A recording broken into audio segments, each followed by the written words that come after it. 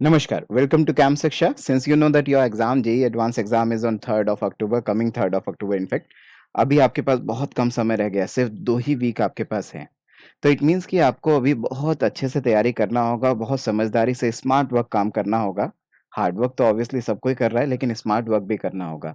तो मेरी बात बहुत ध्यान से सुनें, मैं ब जस्ट एक छोटा-सा शॉर्ट वीडियो लेके आया हूँ ताकि मैं आपको बता सकूँ कि आप लास्ट डेज़ में क्या-क्या गलतियाँ कर सकते हो, वो गलतियाँ रिपीट मत करना प्लीज़। और क्या-क्या आपको करना चाहिए और क्या-क्या नहीं करना चाहिए। This video is actually the part 1।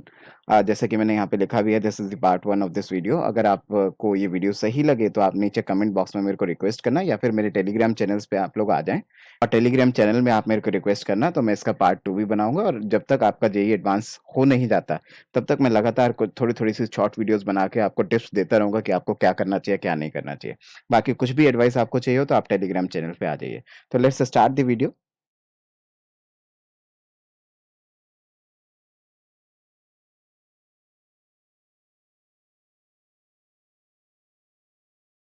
बेटा लास्ट डेज़ में सबसे बड़ी चीज़ जो आपको करनी चाहिए, जो कि हो सकता है मैक्सिमम ऑफ द स्टूडेंट्स कर भी रहे होंगे और जो नहीं कर रहे हैं उनके लिए मैं कहना चाहता हूँ, अब बहुत कम समय बचा है, अब आप कुछ मत करो। ज़्यादा बड़ी-बड़ी थ्योरीज़ अब मत पढ़ो। अब सिंपली जितना आपने पढ़ा है, जो आपने पढ़ा है उसके बेसिस पे एग्ज़ाम दे देना।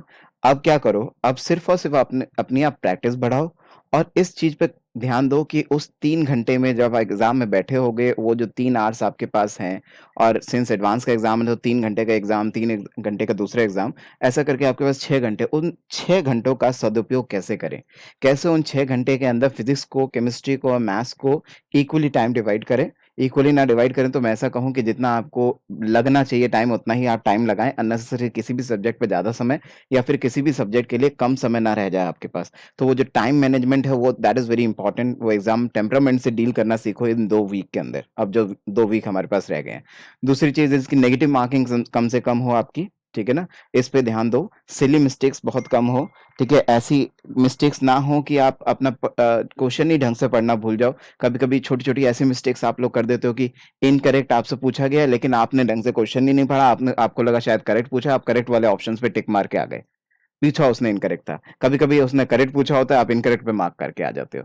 ठीक है जी? तो बहुत ध्यान से क्वेश्चन्स को पढ़ने की ज़रूरत है। ठीक है जी? बहुत बार ऐसा होता है कि कोई गैसियस स्टेट का क्वेश्चन है, उसने क्या अंदर वाला पी इंटरनल भी है, पी एक्सटर्नल भी है, उसने पी इंटरनल पूछा, पी एक्सटर्नल बता के आ गए। तो ऐसी सिली मिस्टेक्स नहीं करनी है।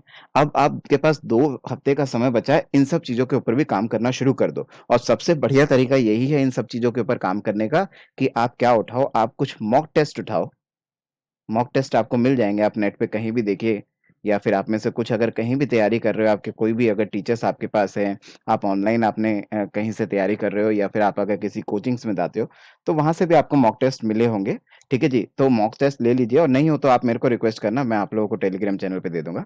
तो मॉक टेस्ट आप उठाइए, मॉक टेस्ट का बाकायदा अपने जो टाइमर है, अपने मोबाइल का टाइमर उठाओ, उसमें 3 घंटे का टाइमर लगाओ और उस मॉक टेस्ट को बिना किसी हेल्प के, बिना कैलकुलेटर के, बिना किसी गूगल बाबा की हेल्प से, ना ही किसी अपने बुक्स की हेल्प से, कहीं से भी हेल्प नहीं लेनी है। 3 घंटे का टाइमर लगाओ और उन 3 घंटे में आप एक पूरा पेपर सॉल्व करके देखो और फिर उसके बाद आप एनालिसिस करो, उस पेपर की मार्किंग करो बाकायदा आईआईटी के तरीके से +4 -2 के हिसाब से या फिर आप चाहो तो थोड़ा-सा +3 -1 के हिसाब से भी कर सकते हो। This will depend upon you.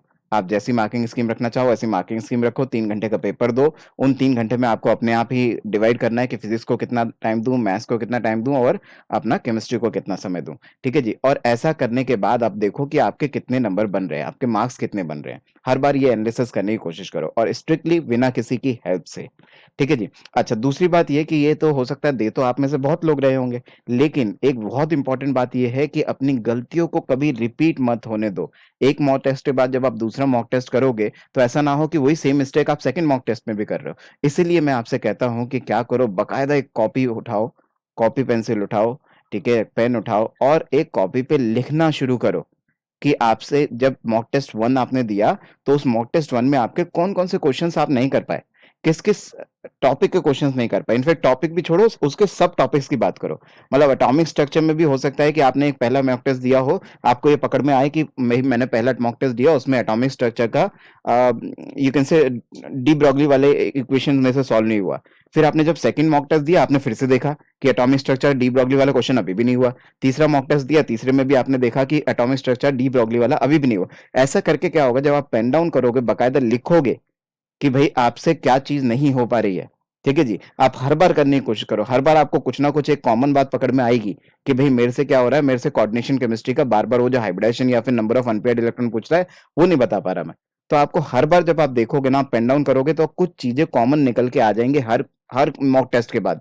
और आपको दिखेगा कि कुछ ही ऐसे एरियाज हैं जहां जो कि आपके वीक हैं, जिन पे आपको काम करना है। बाकी एरियाज ठीक है, बाकी जगह आप अच्छा काम कर रहे हो। तो इसलिए मैं कहता हूँ, अच्छा काफी बच्चे ऐसा बोलते हैं सर ठीक है ना, हम मॉक टेस्ट तो देते ही हैं और हमारे दिमाग में हम सोच लेते हैं कि हाँ भाई ये टॉपिक हमें नहीं आते। नहीं भाई, दिमाग में नहीं सोचना है। आप बकायदा कॉपी पेंसिल पे अपनी कमियां लिखो। डरो मत अपनी कमियों को देखने से। कमियां देखो, अपनी लिखो, पेन डाउन करो। और फिर उसके बाद जिस दिन वो उस कमी पे आप ओवरकम कर जाओ, उसको आप ढंग से पढ़ लो उस टॉपिक को, उसे बहुत प्राउडली आप उस कमी को फिर वहां से काटो। ठीक है जी, कि भाई अब मेरी ये कमी सुधर गई। अब मेरे पास अगर डी ब्रॉगली का क्वेश्चन आएगा, मैं फटाक से कर दूंगा। अब अगर कोऑर्डिनेशन केमिस्ट्री का मेरे पास नंबर ऑफ अनपेयर्ड निकालने को आएंगे, हाइब्रिडेशन निकालने को आएगी, मैं जल्दी से कर डालूंगा। तो इसका मतलब यह है कि हर मॉक टेस्ट के बाद आप टॉपिक भी, उसके सब टॉपिक भी बकायदा लिखो। और लिखो कि आप कैसी एरर कर रहे हो। आपने कैलकुलेशन मिस्टेक करी, कैलकुलेशन मिस्टेक लिखो। आपको पता चलेगा कि भाई मैं बाकी सब कर लेता हूँ, मैं थ्योरी अच्छी लगा लेता हूँ, मैं फॉर्मूलाज लगा लेता हूँ, लेकिन लास्ट में मैं कैलकुलेशन मिस्टेक कर जाता हूँ। तो आपको पता चलेगा आपको काम कहाँ करना है। अपने वीक एरियाज पे काम करने की कोशिश करो। इसीलिए मैं बार बार बोलता हूँ, कभी कभी कुछ बच्चे मेरे से पूछते भी हैं, सर ये आप बार बार प्रीवियस ईयर क्वेश्चंस के ऊपर इतना एम्फेसिस क्यों देते हो? आपने तो सर सारा अपना जो यूट्यूब चैनल पे जितना भी कंटेंट डाल रखा है, सारा प्रीवियस ईयर क्वेश्चन ही डाल रखा है। तो ऐसा है क्या कि प्रीवियस ईयर क्वेश्चंस हम कर लें और प्रीवियस ईयर क्वेश्चन करने के बाद हमारी बहुत अच्छी रैंक आ जाएगी आईआईटी में? नहीं जी, ऐसी कोई गारंटी नहीं है कि प्रीवियस ईयर क्वेश्चन करने के बाद अच्छी रैंक आपकी आईआईटी में आ जाएगी।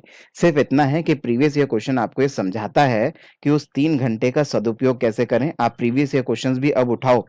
जैसे मॉक टेस्ट के लिए मैं कह रहा हूँ, उसी तरह से आप क्या करो, उसी तरह से कुछ प्रीवियस ईयर क्वेश्चंस 2020 का, 2019 का, 2018 का, 2017 के कुछ पेपर्स को उठाओ, बकायदा 3 घंटे का टाइमर लगाओ और उसे करने की कोशिश करो। और आप देखो कि आपकी तैयारी कितनी हो गई है। अगर ये आपसे कहा जाता बिल्कुल नहीं उठना 3 घंटे के अंदर, आपसे कहा जाता कि 3 घंटे में आप ये पेपर सॉल्व करो, तो आप कैसा कर पाते?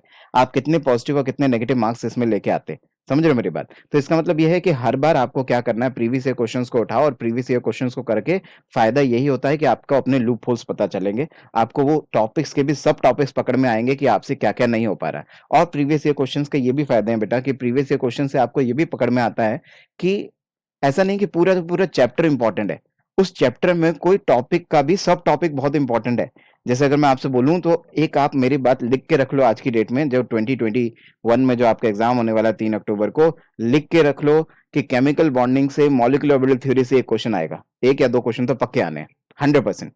तो अगर जब आपको पता है, जब आप प्रीवियस ईयर क्वेश्चंस इतने सारे कर लेते हो, आपको दिख जाता है कि हर साल वो कुछ क्वेश्चंस ऐसे डाल ही रहा है जिसकी 100% गारंटी है कि वो आएगा ही आएगा। तो मैं आपसे कह रहा हूं कि आपका क्या करो, कुछ टॉपिक्स ऐसे पकड़ में आ जाएंगे, प्रीवियस ईयर क्वेश्चंस को एनालिसिस करो। और ये देखने की कोशिश करो, ये एनालिसिस करने की कोशिश करो कि कौन कौन से सब टॉपिक्स पे वो ज्यादा फोकस कर रहा है पूरे चैप्टर में। जरूरी नहीं कि पूरा चैप्टर बहुत इंपॉर्टेंट, उस पूरे चैप्टर में से कोई टॉपिक, उसका सब टॉपिक बहुत इंपॉर्टेंट होगा। आप उस पर काम करना शुरू करो।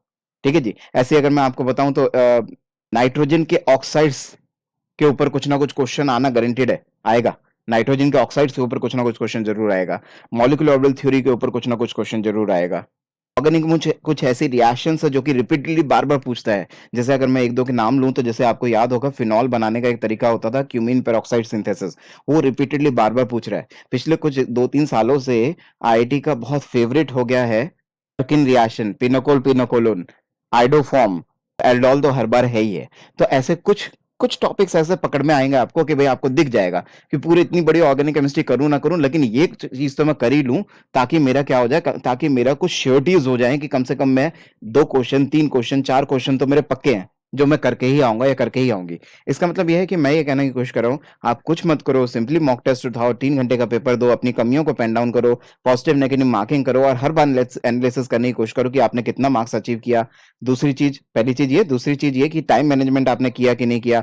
फिज़िक्स, केमिस्ट्री, मैथ्स में कहीं पे आपको ऐसा तो नहीं लगा उस 3 घंटे में आपके पास थोड़ा और समय होता तो आप केमिस्ट्री अच्छा कर लेते, थोड़ा और समय होता तो फिज़िक्स और अच्छा कर लेते। तो टाइम मैनेजमेंट के ऊपर काम करो। कुछ टॉपिक्स जो आपसे नहीं हो पाए वो बार-बार हर फेस टेस्ट के बाद आपके पास निकल के आएँगे, उनको पकड़ो कि भई आपको पकड़ में आएगा, आपके कौन-कौन से वीक एरियाज़ उस पे काम करो।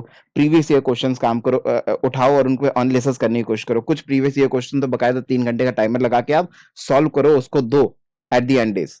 तो बस मेरी तरफ से तो अभी आज के लिए छोटा-सा बस यही वीडियोज़ है, ठीक है? ये इस वीडियो का फर्स्ट पार्ट है, अगर आपको अच्छा लगा हो तो इस तरह के और भी टिप्स मैं आपको ऑलमोस्ट डेली देता रहूँगा छोटी-छोटी वीडियो बना के, तो आप करो लेकिन आप काम करने वाले बनो। I am here for you. मैं आपको जितना हेल्प कर सकूँगा बेटा करूँगा, लेकिन आप लोग प्लीज़ आने वाले 1-2 हफ्ते के अंदर तरीके से काम करना शुरू कर दो। थोड़ा-सा स्मार्ट वर्क करो, सिर्फ हार्ड वर्क से काम नहीं चलने वाला है, ठीक है? So I hope I helped you. Please subscribe Gnam Shiksha. Thank you.